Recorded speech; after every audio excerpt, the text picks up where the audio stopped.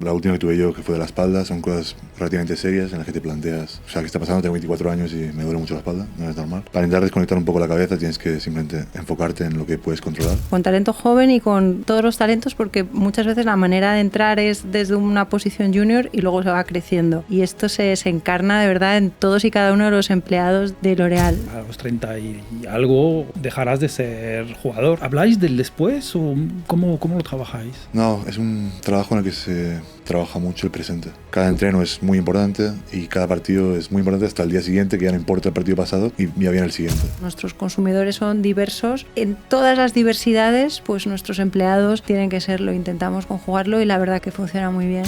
Nosotros, si no ganamos, estamos haciendo mal. Si al final de año no hemos ganado algo, es una temporada perdida. Y si tú no estás al nivel, sabes que va a jugar otro. Una decisión que te costó tomar, pero que acabó acelerando tu carrera. Según el filósofo contemporáneo Yuval Noah Harari, es la primera vez en la historia que no sabemos cómo será el mercado del trabajo dentro de 10 años. La irrupción de la IA no solo transforma industrias, transforma el valor mismo del talento. En este contexto, lo que marca la diferencia es la capacidad de tomar decisiones estratégicas. Fuera de serie va de esto.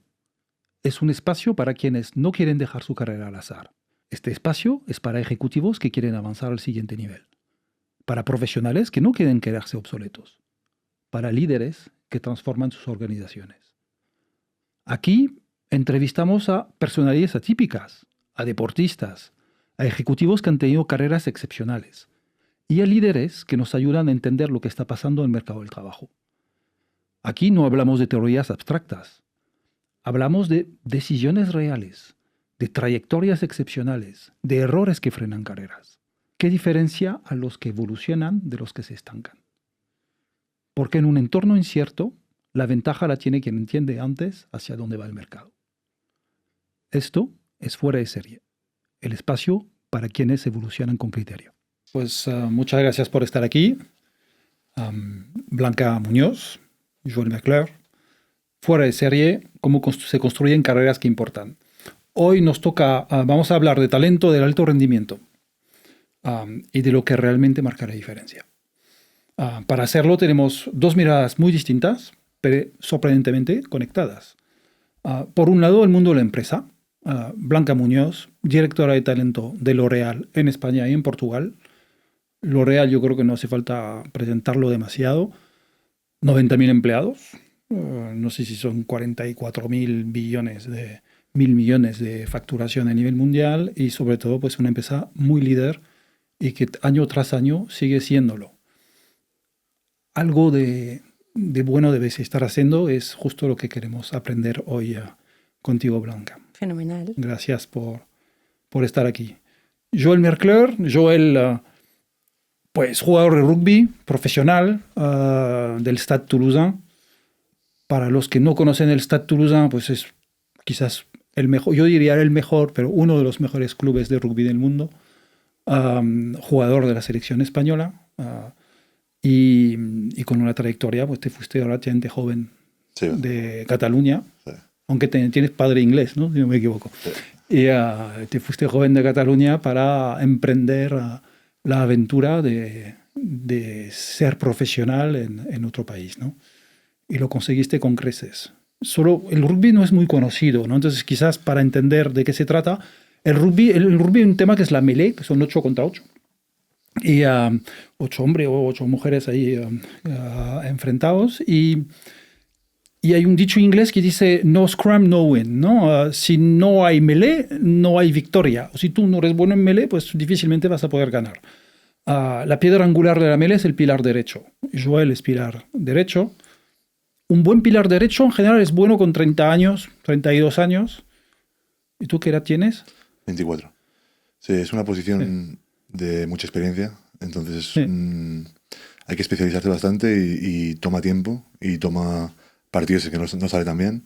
Entonces, bueno, yo tenía suerte de jugar bastante pronto y aún estoy aprendiendo. Por ejemplo, este fin de semana aprendí otra vez. Yeah. Y bueno, sí, es una posición bastante importante y como dices tú, la melee es como la fase más estática y la fase de más lucha 1 contra 1 y 8 contra 8, la fase del pulso de fuerza real del rugby. Entonces sigue siendo como una un momento del partido muy importante. Sí, sí, totalmente. Pues con 24 años ya eres campeón de Francia y campeón de Europa. El primer español a haber levantado la Copa de Europa y un auténtico fuera de serie. Por eso estás aquí hoy, ¿no? Y vamos a empezar, y quiero empezar contigo, Blanca, porque tenéis esto de construir carreras no aburridas, ¿no?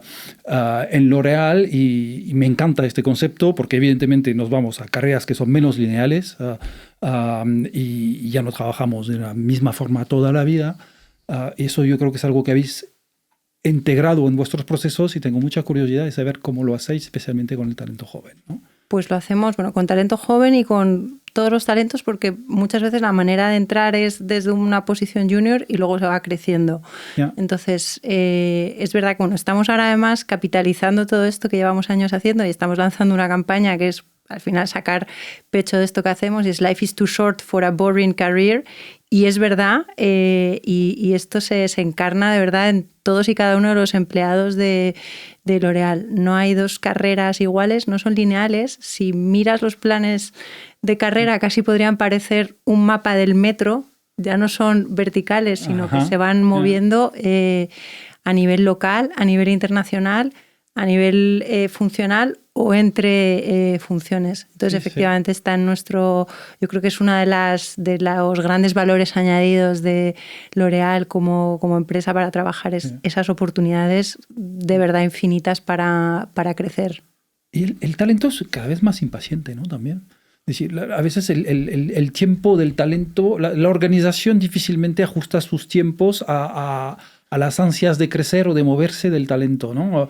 ¿Y cómo casáis eso, no? Pues es verdad que L'Oréal siempre ha sido una empresa bastante dinámica y es verdad que la gente se mueve relativamente rápido, pero también desde el área de relaciones humanas intentamos poner también un poco de cordura, no quemar tampoco las etapas demasiado rápido, y más ahora sabiendo que pues esto, la edad de jubilación, además las carreras son la longevidad, pues eso, cada vez mayor, hay que estirarlas y no hay prisa. Dicho esto, es verdad que siempre hemos sido una empresa dinámica y más o menos cada 2 años puedes ir cambiando de posición en puestos junior, en puestos más senior quizá te consolidas un poco más, pero sí, siempre hemos sido una empresa dinámica en ese sentido. Entonces en L'Oréal es posible cambiar de vida sin cambiar de empresa. Bueno, completamente. Tenemos 4 divisiones, que son como 4 negocios dentro de la misma empresa. División lujo, división gran consumo, división farma y división de productos profesionales, peluquería. Cada una con marcas distintas. Tú puedes estar dentro de una misma división, cambiar de Yves Saint Laurent a Lancôme, o puedes cambiarte de división de Yves Saint Laurent a Vichy, o puedes decidir cambiarte del área de marketing al área comercial, o al área digital, o a París, o a Latinoamérica. Entonces, es verdad que cambias de vida siempre dentro de la misma empresa y no te aburres. Me encanta, Blanca, que seas tú que lo digas, porque él es también en tu trayectoria profesional dentro de L'Oréal un ejemplo viviente de esta política, ¿no? Viviste en París, viviste en Londres, si no me equivoco. Totalmente. Has trabajado en compensación y beneficios, has trabajado en formación, has trabajado en talento, has sido directora de recursos humanos de negocios. Por lo tanto, una variedad de funciones, eso sí, siempre en recursos humanos, pero muy variado, y en 3 países diferentes. Por lo tanto, como dicen, ¿no? Walk the talk, ¿no? En inglés, ¿no? Y aquí pues eres un ejemplo viviente de lo que la política que intentas gestionar. Y es verdad que mi ejemplo no es aislado, o sea, que es que hay... y no hay 2 carreras iguales, y si miras al equipo de recursos humanos, por poner ese ejemplo, hay personas que han tenido trayectorias locales pero moviéndose en distintas áreas, gente que viene de negocio y también hasta en recursos humanos. O sea, no hay 2 carreras iguales, ni incluso en el área de recursos humanos. En mi caso, efectivamente, pues he vivido como distinto. No me ha aburrido cuando te preguntan, ¿llevas 15 años en L'Oréal? Sí, pero no es esa sensación de llevo 15 años en la misma empresa, oficinista, haciendo lo mismo día tras día. No me ha aburrido en un solo día, y es verdad que he vivido, como decías, distintas vidas dentro de la misma empresa. Sí. Y Joel, tú has tenido varias vidas dentro del campo, ¿no? Porque tú empezaste de tercera línea, tu trayectoria como jugador, ¿no? Y acabaste primera, ¿no? Pasando por segunda también, ¿no? Tercero o segundo. Sí. ¿Sigues jugando de vez en cuando de segunda? Menos ya. Cada vez menos, ¿no? Sí. Decíamos que hay que especializarse en una posición y hoy en día pilar derecho es como muy específico para poder ir cambiando. Sí. Pero bueno, de vez en cuando si hay que echar una mano se intenta.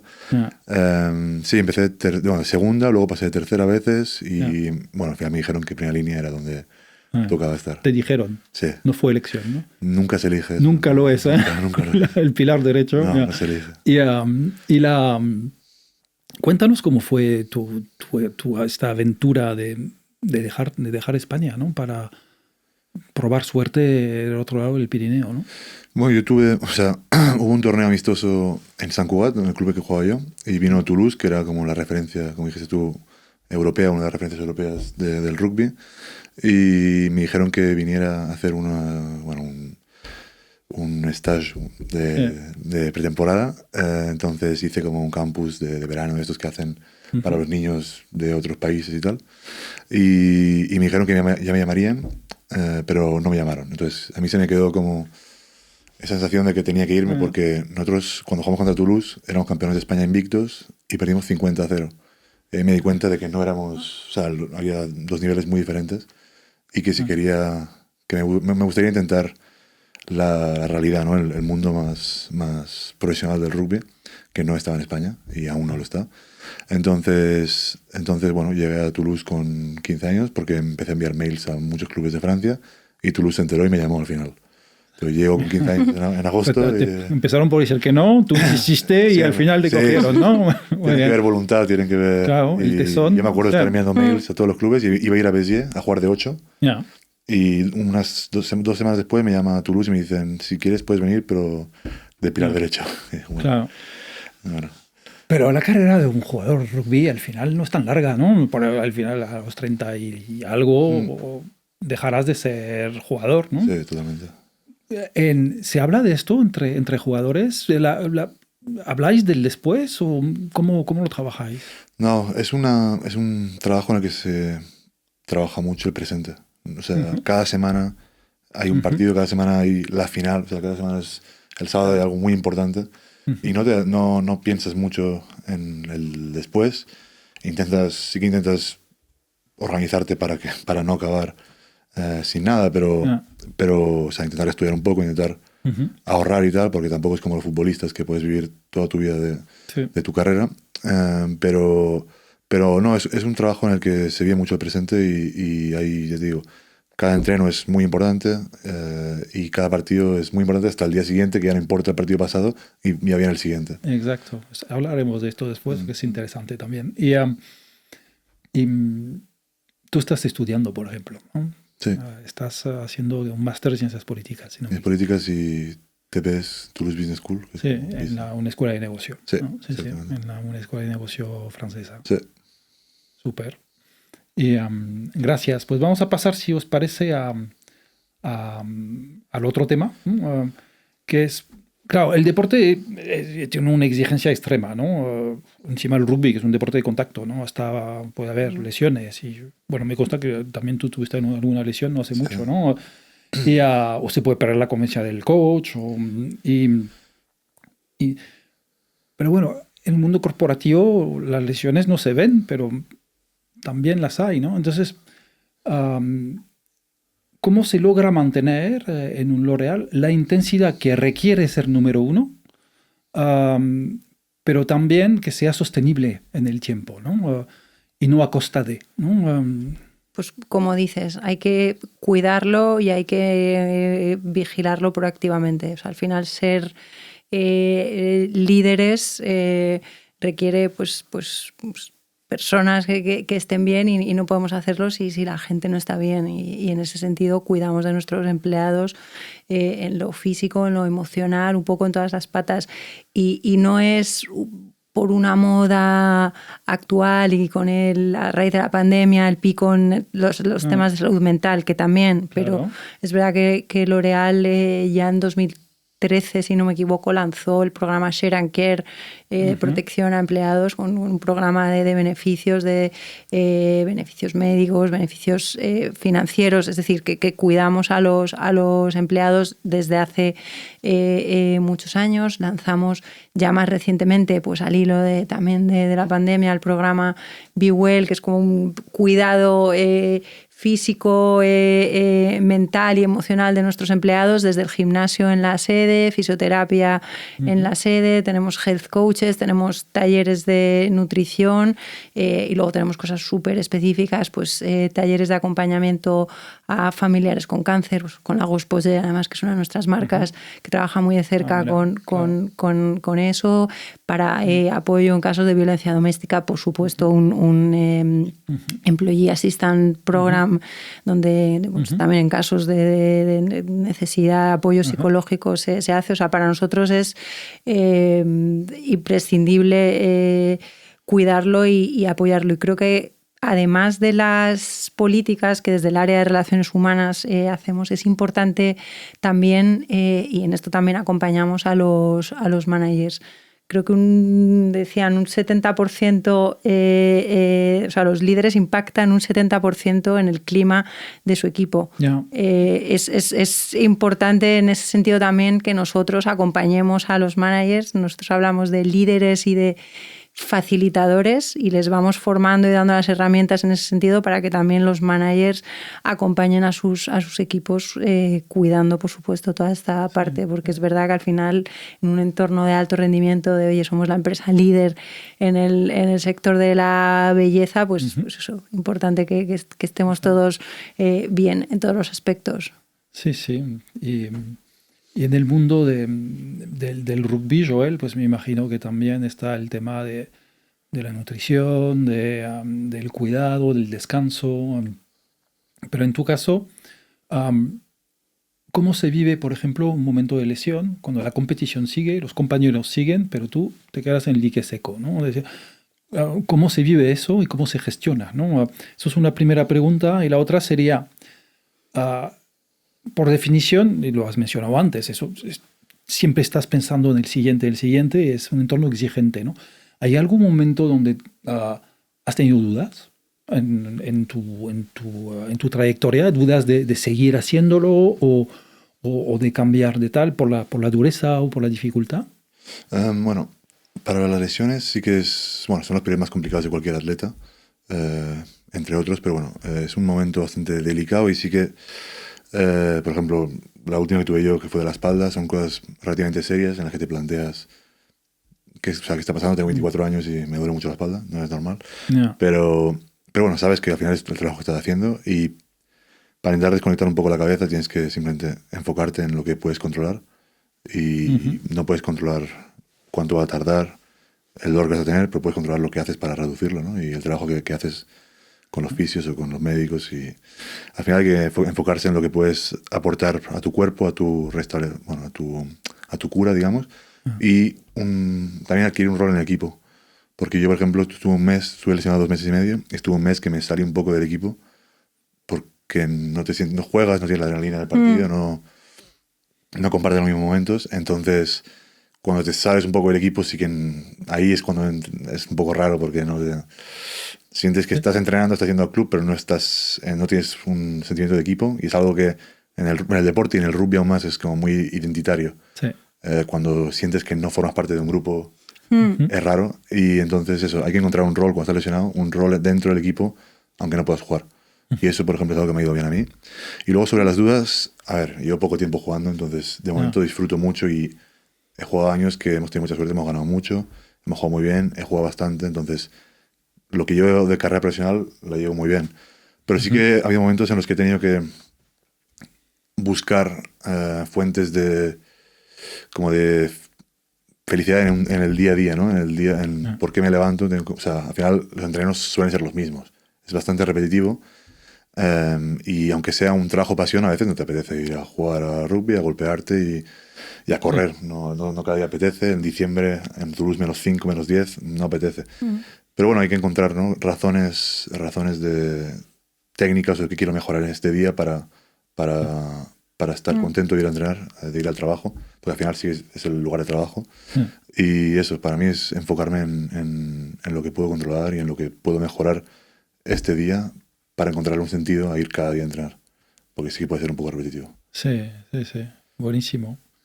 Pues sí, ¿no? El bienestar no es algo extra, ¿no? Es algo que es intrínseco del rendimiento, ¿no? Al Muy final, importante. ¿no? Totalmente. Y es algo que se retroalimenta, es decir, el rendimiento no se logra sin descanso, sin reposo, sin cuidado mental y físico, ¿no?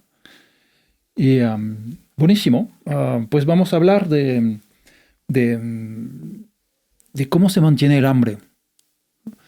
No sé, un año ganas, no sé, el Campeonato de Francia, fenomenal. Y el siguiente, ¿qué es lo que te lleva el motor para volver a ganar, ¿no? Volver a intentar ganar, sabiendo que además los demás te van a querer ganar aún más por ser campeón, ¿no? ¿Cómo se hace eso? En Toulouse es una cultura que se cultiva mucho, porque es un club con muchos títulos y con esta mentalidad de ganar en todas las categorías, siempre. No.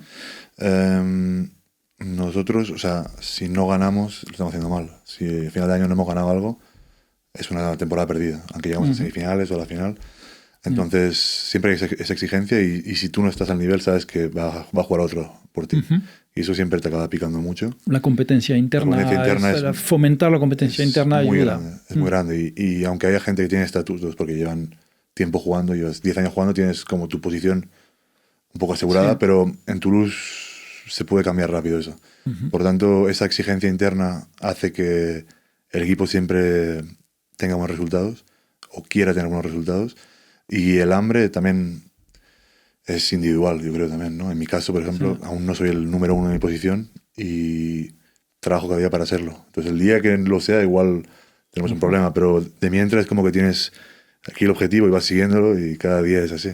Y eso individualmente es eso, ¿no? Ganarse el puesto y ser el mejor jugador de rugby posible. Eso es lo que yo me digo cada día. Y luego, colectivamente, es algo que el club está como... El entorno está hecho para cada año ganar un título. Y es la ADN del club ayuda, ¿no? Porque tiene los resortes, ¿no? Sí, por ejemplo, tenemos los entrenadores, eran todos antiguos jugadores, todos son campeones de Europa o de Francia, y todos han vivido eso y como que fomentan ese ambiente. Y en lo real, si hablamos de esto, ¿cómo se mantiene el hambre? Es decir, pues siendo líder también, aquí una empresa que siempre está en el número uno de las ventas, que es grande, ¿y cómo uno no se vuelve complaciente, ¿no? O sea, puede adormecer. Pues en nuestro caso es verdad que es que el espíritu emprendedor y la innovación es que está 100% en nuestro ADN desde que Eugène Schuller inventó el primer tinte de coloración para el cabello. Y es verdad que esto se cascadea mucho y está súper presente en nuestra cultura el tratar la empresa como si fuera tu propia empresa. O sea, nuestro EVP, nuestra Employee Value Proposition es Freedom to Go Beyond. Y es verdad que esto lo llevamos cada uno de nosotros. La libertad de ir más lejos, ¿no? Libertad para ir más lejos y para ir más allá. Esa es un poco la belleza de L'Oréal.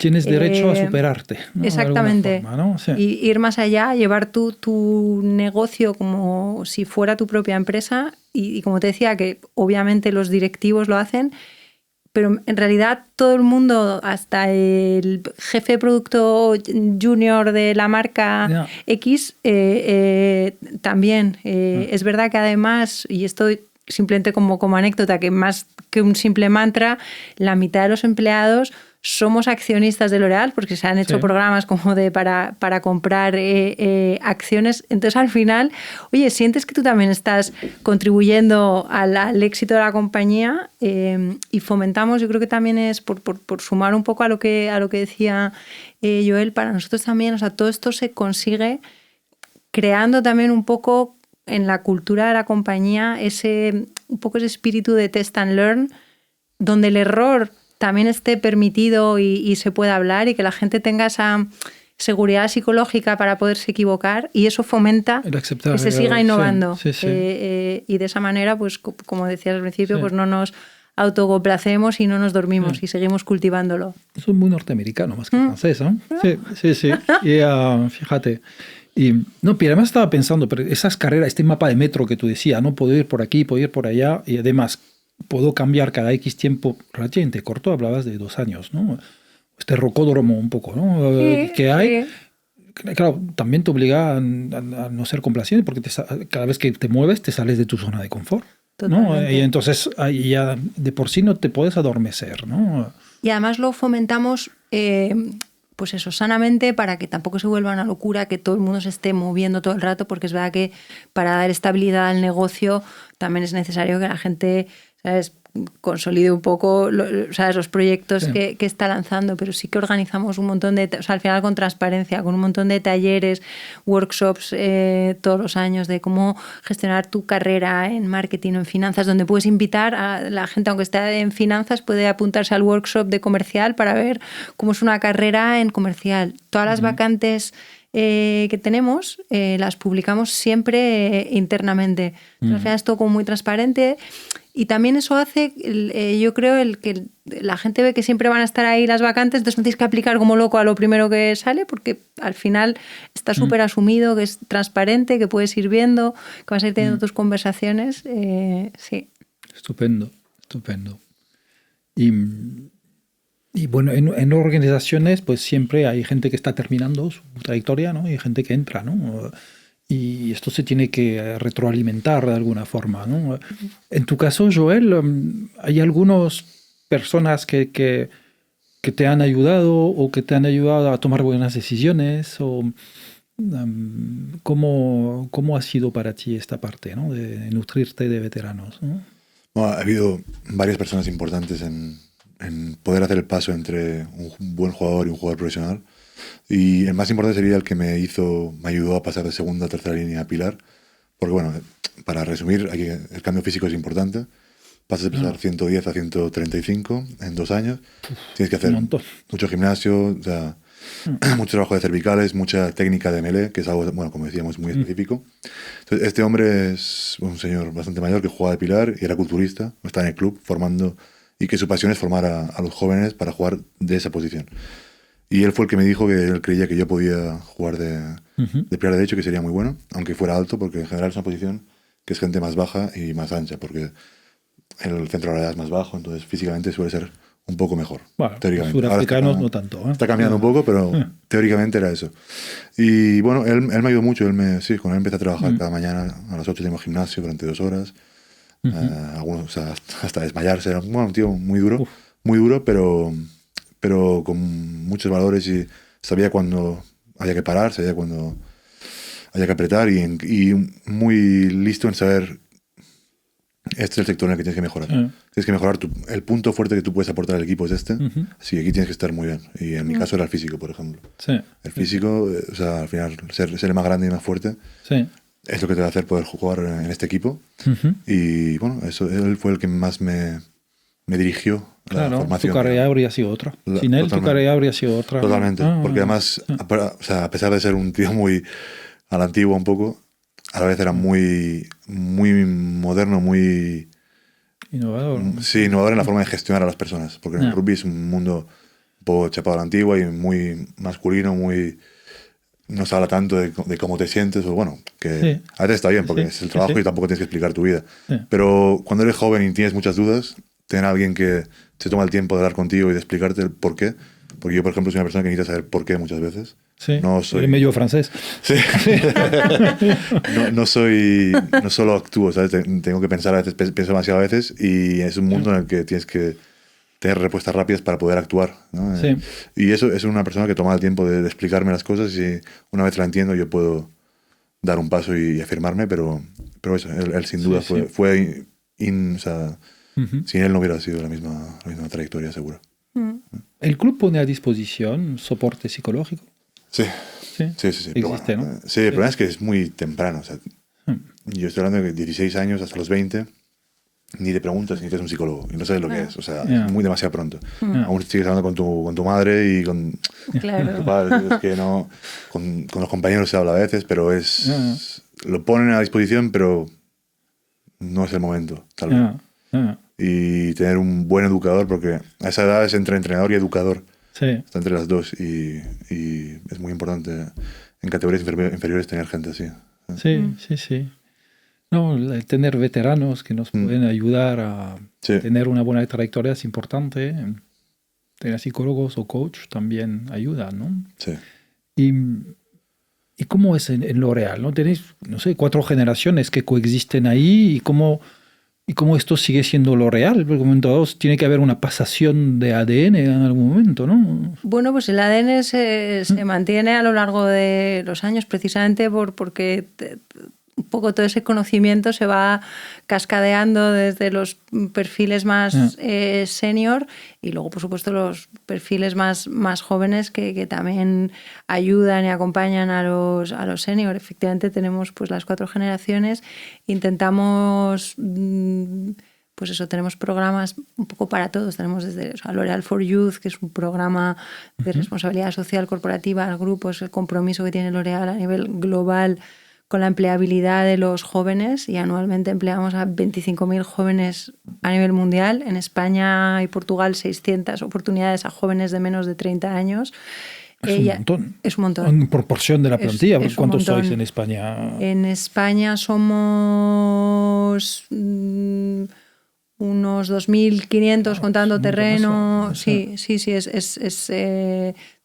Es una proporción importante, pero tenemos al mismo tiempo un 23% de personas de más de 50 años. Para eso tenemos el programa All Generations, con un acompañamiento también a estos perfiles más senior, que pueden tener y tienen, de hecho, movimientos de carrera también al final de su carrera. Es decir, no es llega un momento en el que ya me meto en un cajón y no crezco. Y ahí tenemos un poco una responsabilidad. Pero no deja de ser una población más joven que la población activa. Es decir, ¿cuántos en España más de 50 que trabajan? A lo mejor es un 40% de población activa a fecha de hoy, ¿no?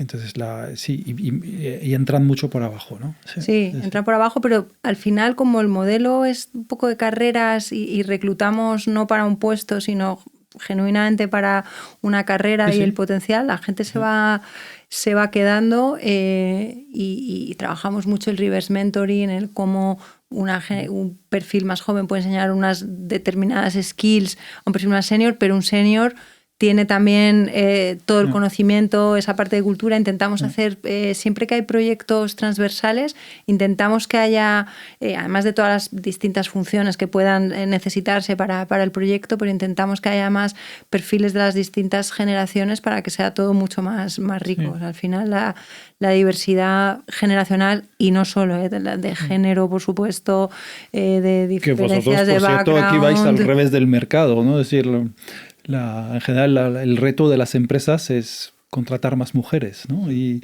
en el caso de L'Oréal... En nuestro caso es más de encontrar ese gender balance y ese equilibrio en algunas áreas quizá más feminizadas, y también atraer talento más a un perfil feminizado. Pero si no, y es verdad que tenemos pues 60% de mujeres directivas, que eso la verdad que es una pasada, pero bueno, intentamos siempre buscar ese equilibrio. Al final decimos, nuestros consumidores son diversos.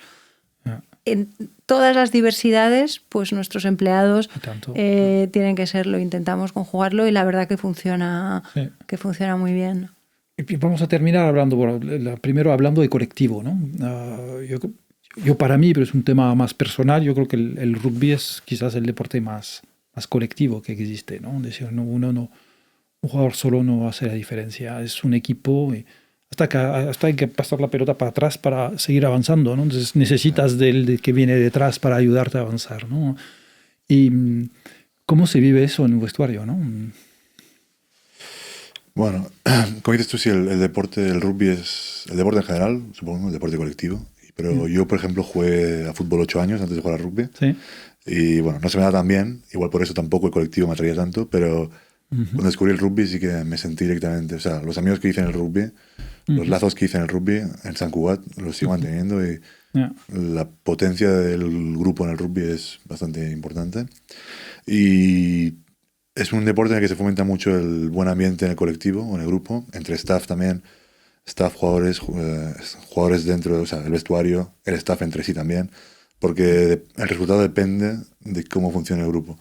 Sí. Hay mucha actividad extradeportiva Sí. porque es importante que las personas se lleven bien, aparte de los compañeros de trabajo, las personas se lleven bien. Y eso es algo que funciona muy bien en Toulouse. Suelen fichar a gente que no solamente aporta algo deportivamente, pero sino aporta cosas humanamente al vestuario. Personalidades diversas, ¿no? Diferentes, Sí. pero sí que creo que buscan unos ciertos valores en general y suelen acertar en ese sentido. Y si no, esa persona suele durar poco. Entonces, es algo, o sea, es muy importante en el rugby que el vestuario funcione para poder tener resultados deportivos. Es primordial. Sí, sí. El mundo corporativo no siempre es así, ¿no? A veces premiamos al superestrella, ¿no? Fíjate, en L'Oréal no es tanto así. Al final es verdad que nuestro negocio requiere que todos los departamentos trabajen como un engranaje, es decir, el equipo de I+D que va a descubrir la fórmula de la nueva enzima para el cuidado de la piel, tiene que trabajar de la mano con el equipo de marketing que va a ver de qué manera se va a lanzar, que tiene que trabajar con la fábrica para ver cómo se va a producir, con el equipo de digital de cómo se va a vender online. Me refiero, trabajamos en equipo y un poco como decías, igual que en los equipos de rugby pues hay distintos perfiles, nosotros también necesitamos pues al más analítico, al más creativo, o sea, distintos tipos de perfiles, y volviendo un poco a lo que hablábamos antes, en todas esas diversidades, y al final siempre es un trabajo muy de cooperación.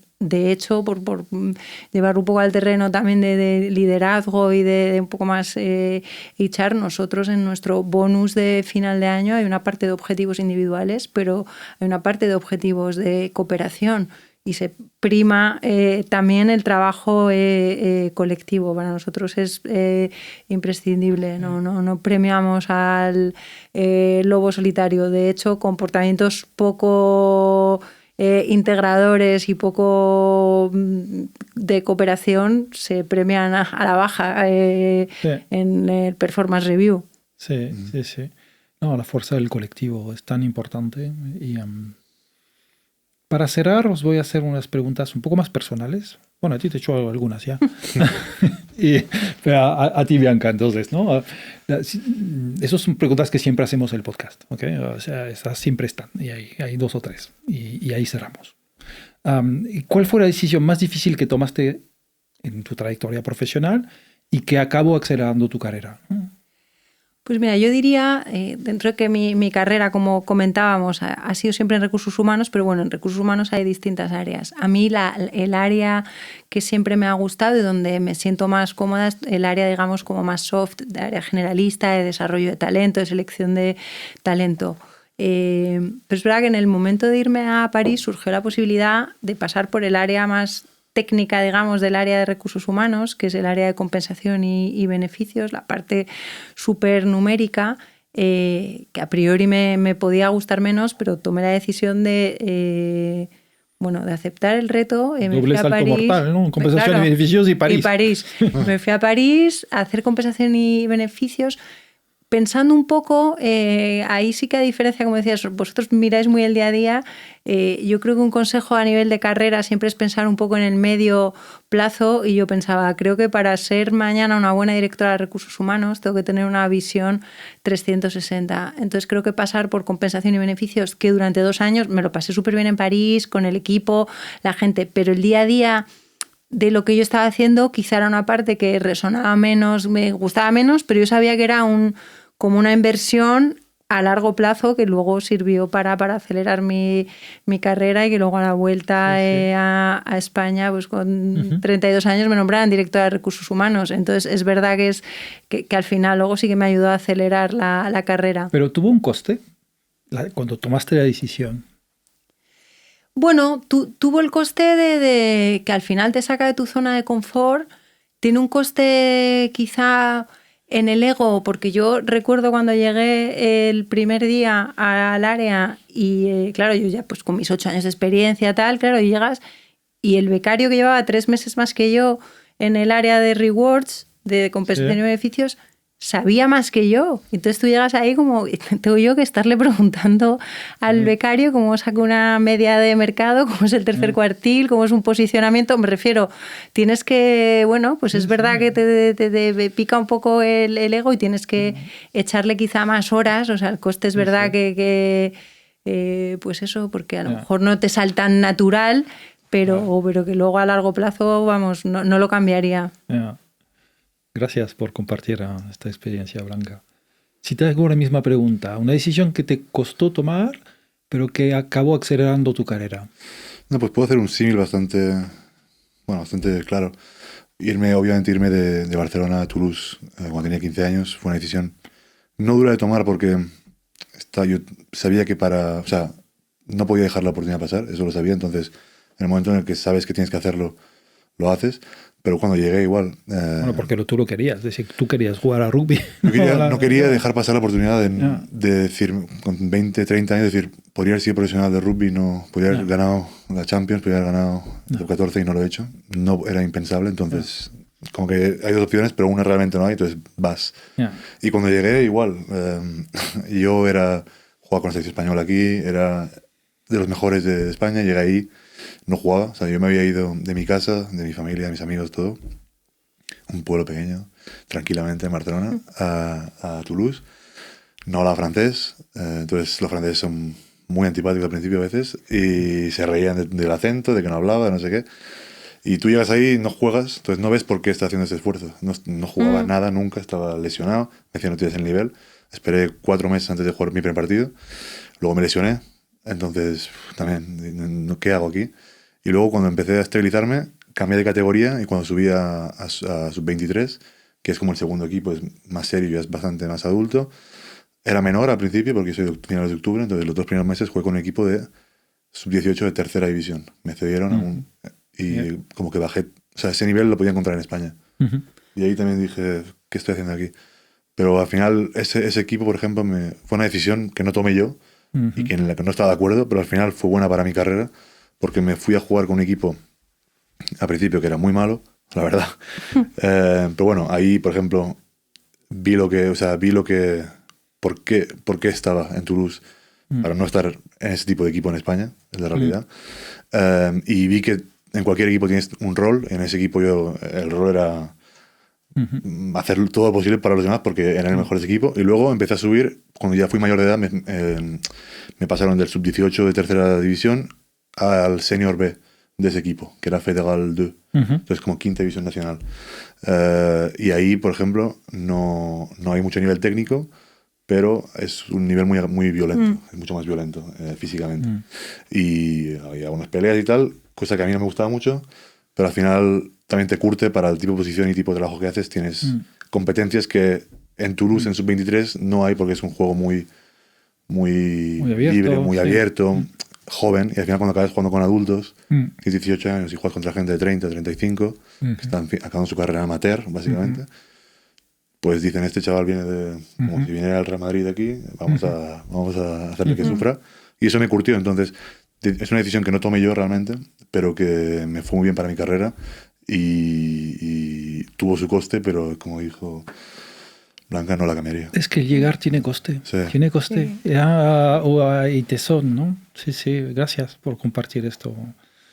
Y ahora vamos a hablar, porque la audiencia nuestra está hecha pues, de mandos ingenieros directivos que quieren progresar, ¿no? Y Blanca, ¿cuál es el error más típico que tú ves en mandos o directivos que quieren progresar pero que no lo consiguen?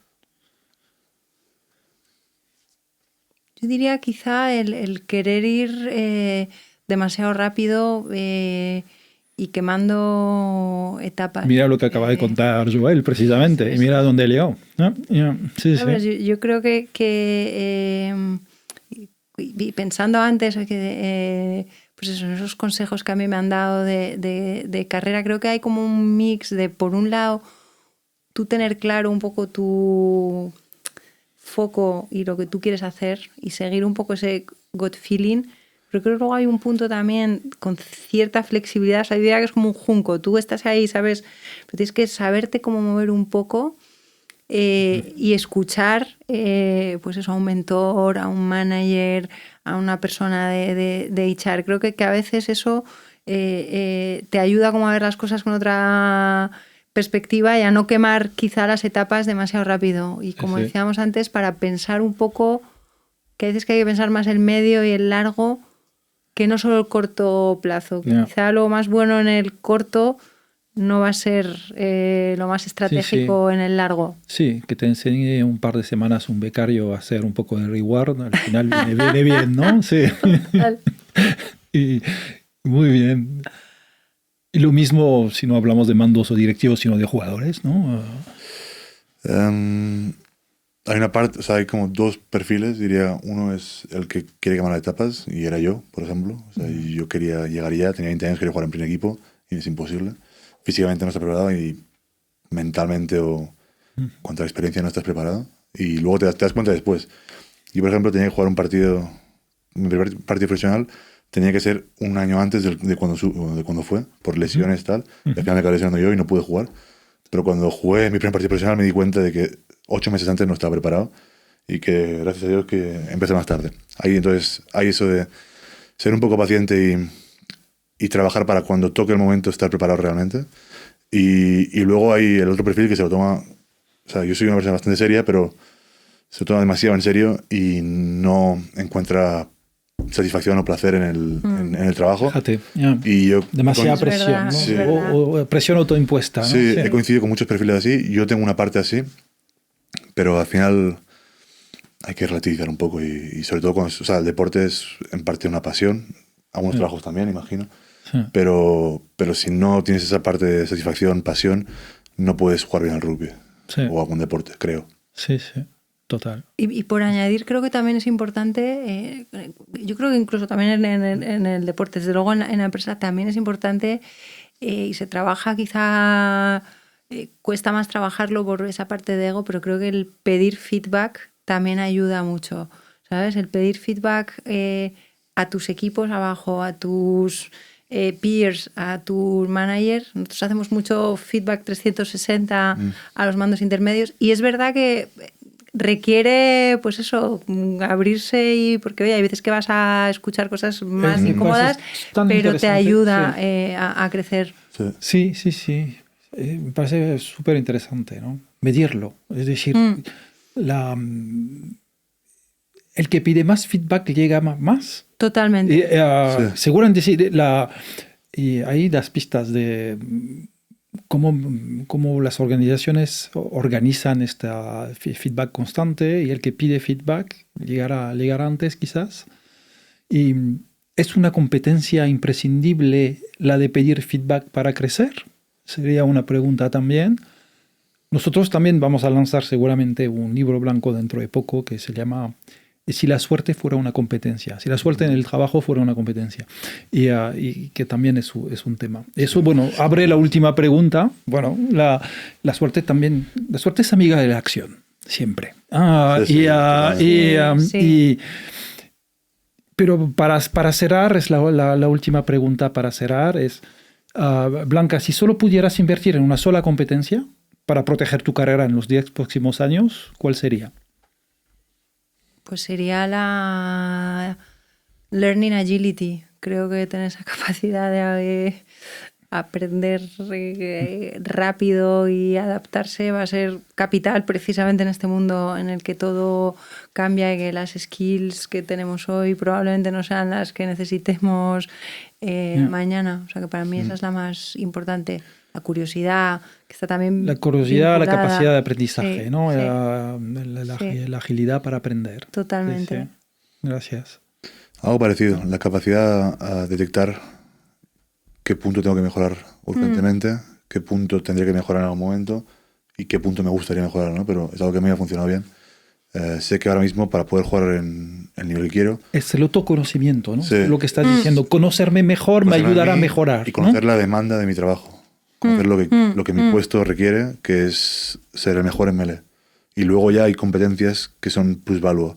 Pero hay la base, es saber que esa base tienes que mantenerla, mejorarla si puedes, y luego ir reduciendo tus puntos débiles, o puntos flojos y mejorando. Tu punto fuerte tiene que estar ahí siempre. Esa capacidad de detectar tus competencias y saber qué tienes que mejorar, cuándo y cómo, ¿no? El autoconocimiento. Sí. Espectacular. Eres un fuera de serie. Es importante. Muchas gracias. Vamos a ir cerrando ahí. Gracias, Blanca. Muchas gracias. Gracias, Joel.